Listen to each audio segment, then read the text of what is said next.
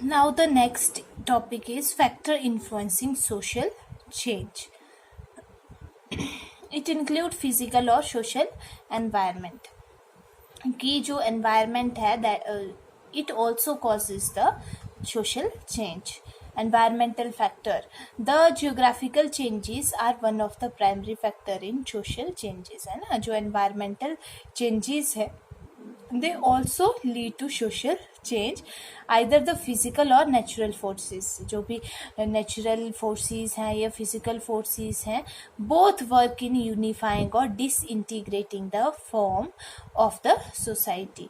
तो दोनों जो physical और natural resources हैं दोनों ही काम करते हैं सोसाइटी में. डिसइंटीग्रेशन का मतलब नॉर्मली होता है ब्रेक करने के लिए, कि जो चेंज है चेंज लाने के लिए दोनों काम करते हैं. Our society can get disrupted by natural phenomena. तो हमारी जो सोसाइटी है it is changed by the natural phenomena such as storm, flood, drought et cetera. तो दिस फिजिकल और natural factor can create havoc in the social life of an individual. ठीक है, तो ये जो भी फिजिकल फैक्टर ये नेचुरल फैक्टर है दे कॉज अ हैवॉक. मतलब हैवॉक का मतलब होता है कंफ्यूज करना, ये डैमेज करना. ठीक है, तो they create havoc in the social life of an individual.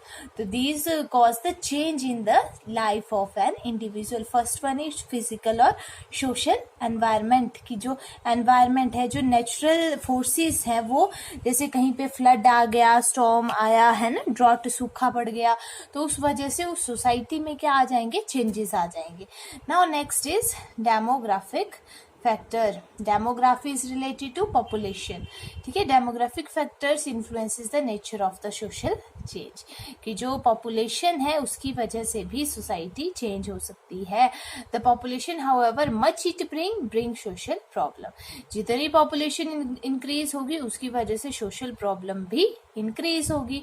The population of the society rise when the birth rate exceeds the death rate and vice versa. है ना, population कब increase होती है, जब वैसे नॉर्मली क्या होता है, जो डेथ रेट है और बर्थ रेट है दे आर इक्वल, है ना, कि जितनी डेथ हो रही है उतने ही बर्थ हो रहे हैं. ठीक है, तो जो पॉपुलेशन है वो क्या रहेगी, स्टेबल रहेगी. ठीक है, एक स्टेशनरी स्टेज रहेगी. बट अगर बर्थ रेट ज्यादा है और डेथ रेट कम है तो पॉपुलेशन क्या हो जाएगी, इंक्रीज हो जाएगी. तो the rise in the population has consequences. जो अगर पॉपुलेशन इंक्रीज होती रहेगी तो उसकी वजह से कुछ कॉन्सिक्वेंसेस हो सकते हैं, जैसे कि पॉवर्टी, है ना. पॉपुलेशन इंक्रीज होगी तो क्या, गरीबी आ जाएगी, अनएम्प्लॉयमेंट हो जाएगी, या सैनिटेशन प्रॉब्लम हो सकती है, मेडिकल केयर प्रॉब्लम हो सकती है, हाउसिंग प्रॉब्लम. ठीक है, ये सारी प्रॉब्लम किस वजह से होंगी, पॉपुलेशन की वजह से. अगर पॉपुलेशन ज्यादा है, ठीक है, एरिया क्या हो जाएगा, कम हो जाएगा, लोगों को फैसिलिटीज कम हो जाएंगी. After that next one is economic factor.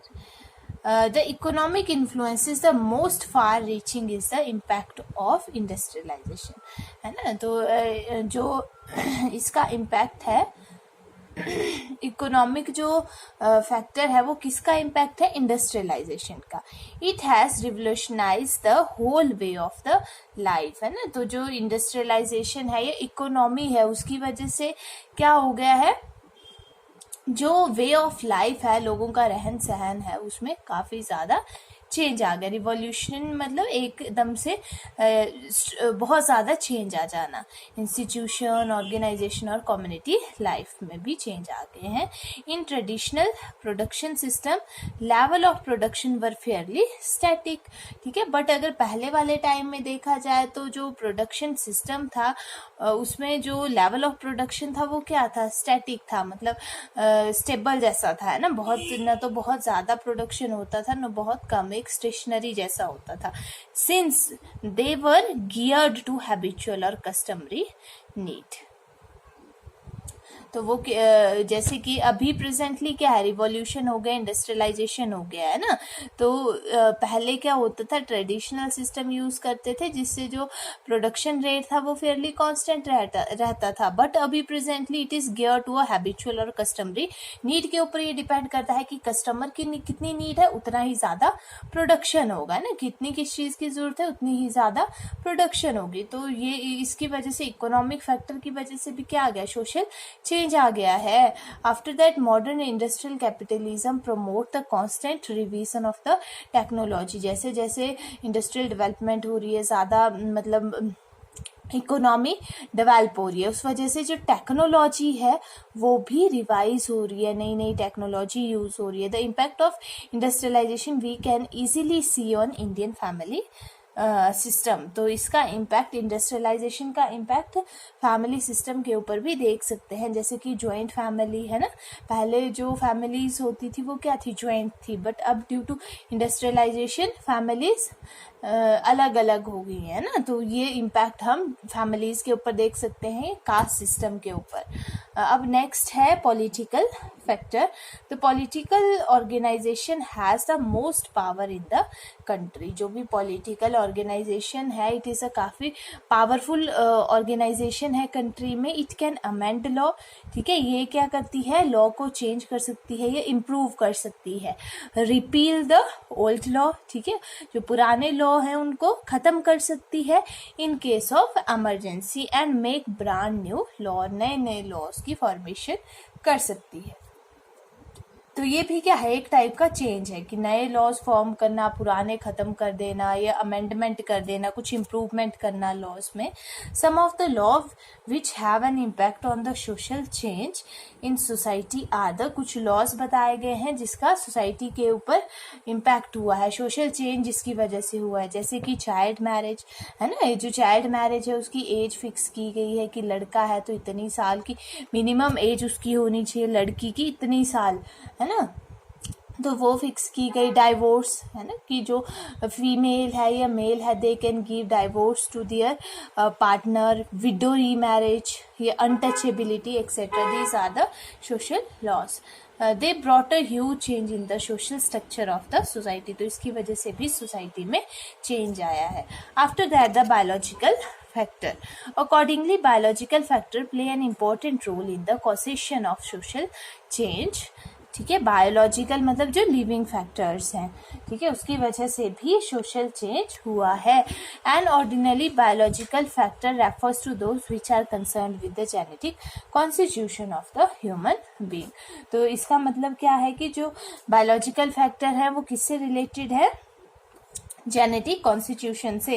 Human beings की जो जेनेटिक कॉन्स्टिट्यूशन है उससे वो रिलेटेड है। तो बायोलॉजिकल फैक्टर में क्या चीज़ें आएंगी, नंबर ऑफ पीपल की, एक फैमिली है उसमें कितने लोग रहते हैं, कंपोजिशन क्या है, मेल उसमें कितने हैं, फीमेल कितने हैं, चाइल्ड कितने हैं, या हेरिडिटरी क्वालिटी क्या है उनकी, ठीक है, हेरिडिटरी ठीक है या नहीं है, तो वो सारी चीज़ें। Human being use animal, bird, plant, herb according to the direction of his own culture, है ना, अपने अपने कल्चर के अकॉर्डिंग जो ह्यूमन बींग है वो इनका यूज करते हैं, एनिमल्स हैं, प्लांट्स हैं। At the same time human being protect themselves from different harmful and elements. If there is increase or decrease in these animal, bird, plant etc, it will bring a number of changes in the human society, है ना। तो ये जो जैसे ये सारी चीजें हैं जो ह्यूमन बींग है, they are dependent on these, है ना, बर्ड्स हैं, प्लांट्स, हर्ब्स एक्सेट्रा। तो अगर इनमें किसी टाइप का इंक्रीज या डिक्रीज हो जाए तो उसकी वजह से भी ह्यूमन सोसाइटी में चेंजेस आते हैं। तो रैपिड पॉपुलेशन ग्रोथ इन्फ्लुएंसेस अवर एनवायरमेंटल कॉजेस पॉवर्टी। जो रैपिड जैसे जैसे पॉपुलेशन इंक्रीज हो रही है, इट में लीड टू एनवायरमेंटल कॉजेज जैसे कि poverty, food shortage, multiple health problem, housing problem, and thereby bring change in the society, जिस वजह से सोसाइटी में चेंजेस आ जाएंगे। माइग्रेशन की वजह से क्या होगा, अर्बेनाइजेशन होगी, अर्बेनाइजेशन की वजह से भी प्रॉब्लम्स होंगी, सच एज स्लम, ज़्यादा स्लम डेवलप होंगे, quality of health care decrease हो जाएगी क्योंकि लोग ज़्यादा हैं, हेल्थ केयर फैसिलिटीज़ कम है। And similarly the nature and quality of human being in the society influences the rate of social change. After that, next is cultural factor, कि जैसे जैसे कल्चरल जो वैल्यूज हैं, बिलीव्स हैं, वो चेंज होंगे, वैसे ही सोसाइटी भी चेंज होगी. There is an intimate connection between our belief and social institution, है ना. हमारे जो बिलीव्स हैं, जो वैल्यूज हैं, उसका और सोशल इंस्टीट्यूशन, सोसाइटी के बीच में रिलेशन है. And our values and social relationship. Value, belief, idea, institution are the basic element of the culture. ठीक है, ये एक बेसिक मतलब एक रूट है कल्चर की. Certainly all cultural changes involve a social change. अगर किसी कल्चर में चेंजेस आएंगे, उसकी वजह से सोसाइटी में भी चेंज आएगा.